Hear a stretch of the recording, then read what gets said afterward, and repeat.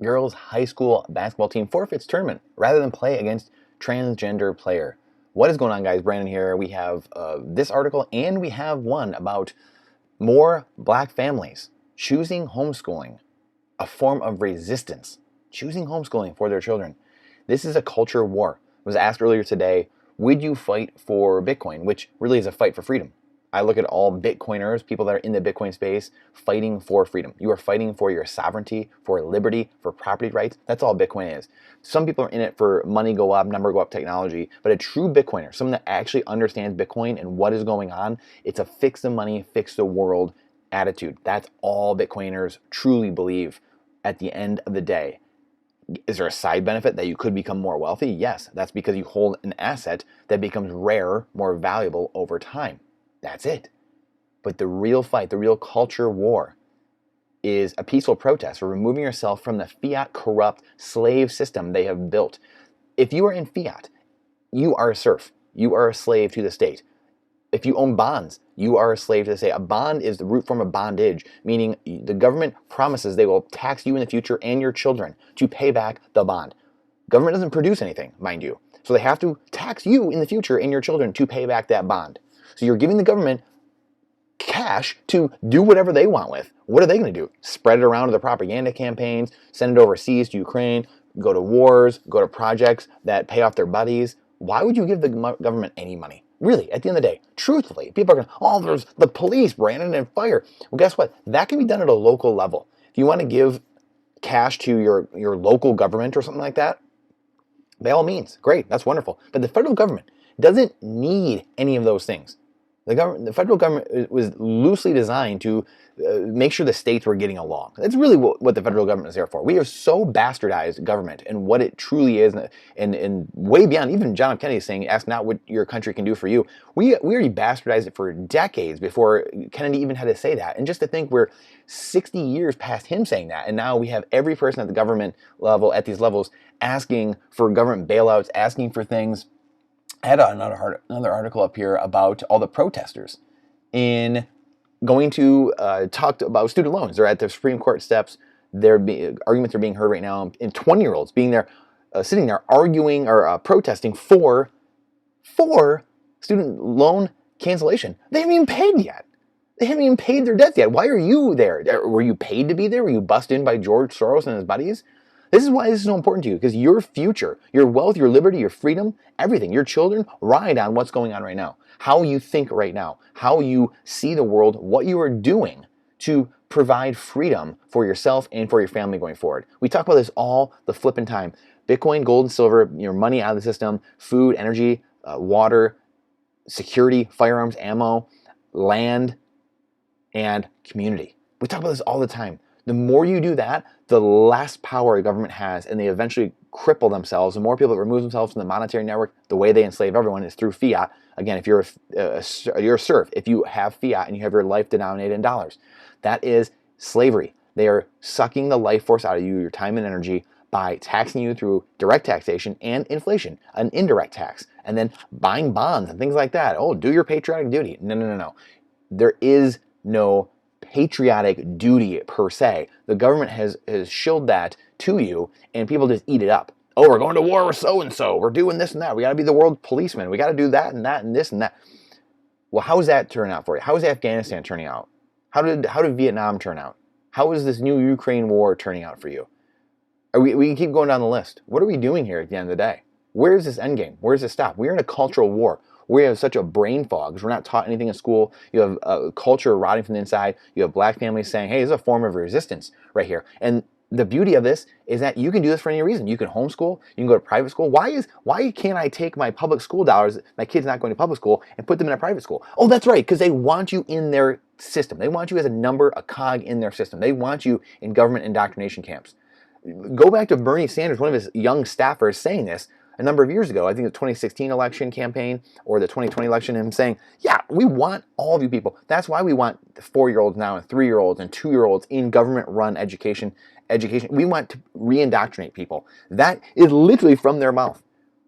It's absolute insanity. So this article is is amazing because it goes through and they have things they believe one way, but it's all for the same thing. That's why I've said for a long time, for 10, 15 years, 90% of people believe the same way. They want freedom. They want liberty. They don't want to be told what to do. The government doesn't know how to run their life better than we do. Again, she's put her daughter through a curriculum that meets specific needs that can teach them about race and African American history, and it could be anything, without the risk of politicians intervening. This is the most important concept right here. It doesn't even matter what this part says, actually, but history without the risk of politicians intervening. Wow, what a beautiful concept. What a beautiful concept. I just saw an Arizona teacher the other day saying, well, have we vetted the parents? Do they really know what's best for their children? I went to school because I was told I need a master's degree. Wah! These are the people they're teaching you. And again, they're so caught up in textbooks and not being able to see the forest from the trees. Do you not have a child? Do you not understand the power that the government has over the people now? Because they've indoctrinated people. And again, these teachers, a lot of them don't even see it because they've been brought up in the same system. They don't even know. They can't even see the forest from the trees, unfortunately. This is why this is so important. People are starting to see the writing on the wall. Things like this, the gender war, the cultural war, the bio war, the currency wars. There's wars at every level. Wars for your mind, psychological operations, psyops going on. And good for people like this, standing up for nature's law and first principles, saying, you know what, we're not going to stand for this. We're not going to play a biological male when we're a bunch of females. I have a bunch of girls. I don't want them playing a bunch of males. I remember how big and strong I was as an 8, 10, 12, 14-year-old kid. I was huge. I was massive. I was pretty much this size when I was like 12 or 13 years old. Am I going to let my daughter get her head rammed against the dasher of the boards when she's playing hockey against a man, a boy who's saying he's a girl at 12 years old, 13, 14, 15 years old? What are we doing? What kind of individuals do you think this is remotely conscionable? But again, when you stand for nothing, you'll fall for anything. But culture is turning. That's why I want to share some of these articles. People are standing up. This is the culture war. These are the freedom fighters. These are the George Washingtons of our day. People like this, standing and making statements. Fogg, making the statement here, I don't know if this is the AD or something like that. We withdrew from the tournament because we believe that playing against an opponent with a biological male jeopardizes the fairness, of the game and the safety of our players. Can I get some does? Fogg said in a statement. You can't make this stuff up. What are we doing here? So the head of the high school, Vicky Fogg. So just common sense. Common sense. And the irony in all this is how you know it's an agenda. An agenda by the Committee of 300. Here we go, actually. Here's the book, The Rules of Conspirators' Hierarchy. Of course, you can't see it, but the Conspirators' Hierarchy, Committee of 300. This is what they wanted to do. They want to destroy family culture, destroy America, the West from the inside. It's the only way that globalists can take over what's going on. And most people don't, it just goes right over their head. They're like, oh, okay, whatever, Brandon. People want to, whatever. Have you read anything as a kid? Have you read any books about history? It really is Lord of the Flies. Like humans go through this. Humans want power. Certain people want power more than others. They will do anything for it. Just ask Lyndon Johnson. No, we're not going to go down that road. But this is the world we're living in, and they will do things that are nonsensical. And most people, they prey on the goodness, the good-naturedness of people, of all human beings. They prey on people just thinking, you know what, these people have the best, my best intentions at heart. They prey on that. They prey on apathy. They prey on indifference.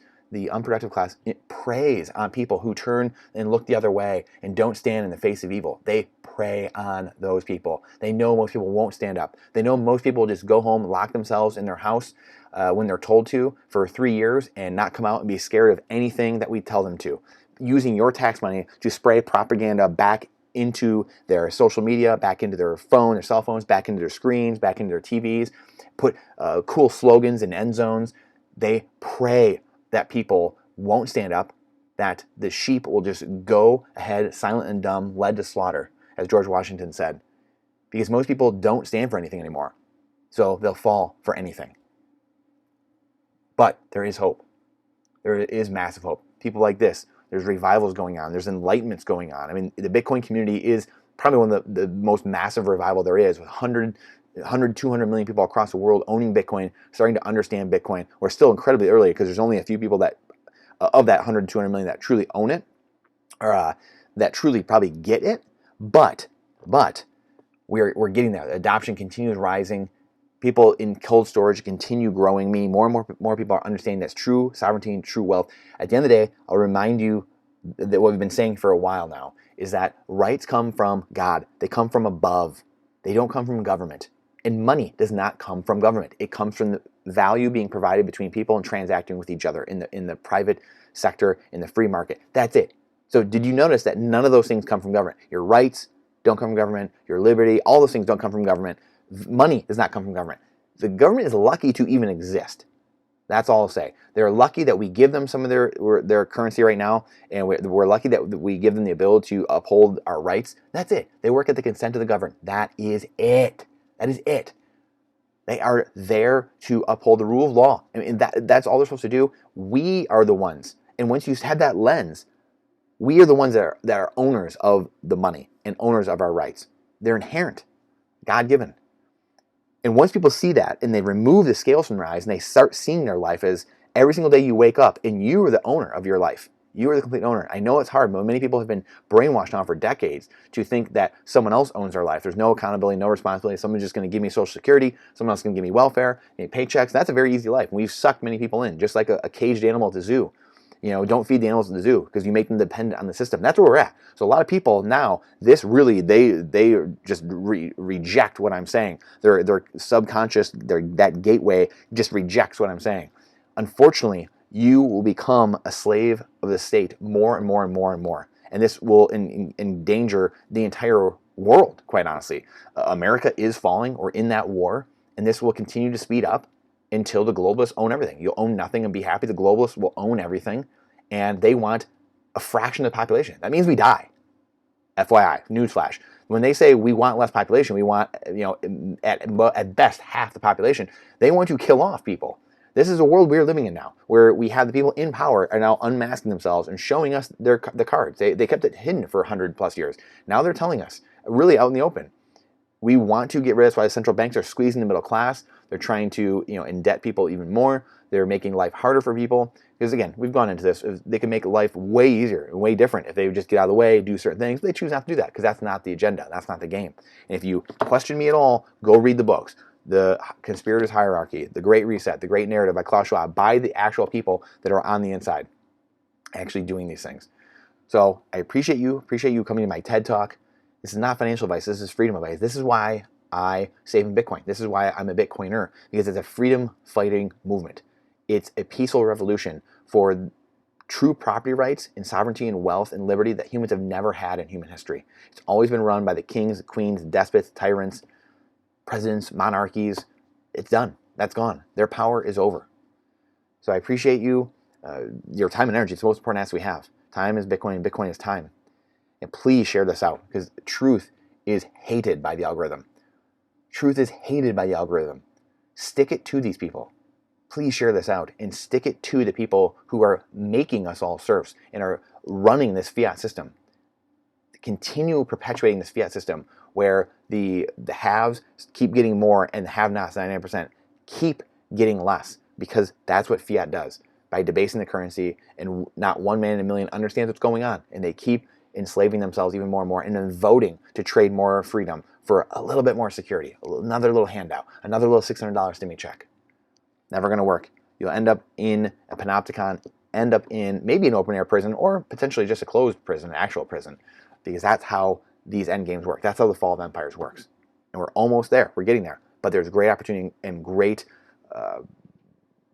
just great opportunity if you prepare. Like we said, being independent, being resilient, and removing yourself from the system. And the more of us that do that and stand in the face of evil, the less power they have, and we move to the new system without crazy, crazy things happening.